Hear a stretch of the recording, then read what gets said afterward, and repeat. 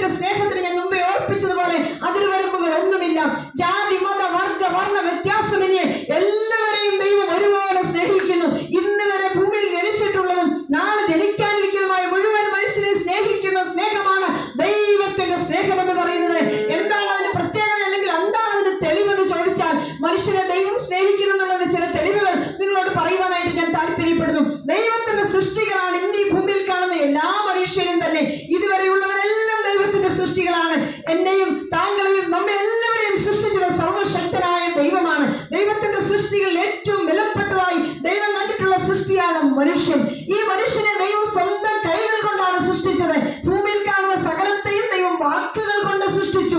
ഉളവാകട്ടെ എന്ന് പറഞ്ഞപ്പോൾ അവയെല്ലാം ഉളവായി, അവയെല്ലാം സൃഷ്ടിക്കപ്പെട്ടു. എന്നാൽ മനുഷ്യനെ ദൈവം തന്റെ സ്വന്തം കൈ കൊണ്ട് സൃഷ്ടിക്കുവാനിടയായി. അങ്ങനെ ദൈവത്തിന്റെ സൃഷ്ടികളിൽ ഏറ്റവും വിലപ്പെട്ടതാണ് മനുഷ്യൻ. ഈ മനുഷ്യനെ ദൈവം സൃഷ്ടിച്ചതിന്റെ ഉദ്ദേശം ദൈവത്തോടൊപ്പം എന്നും വസിക്കണമെന്നും എന്നും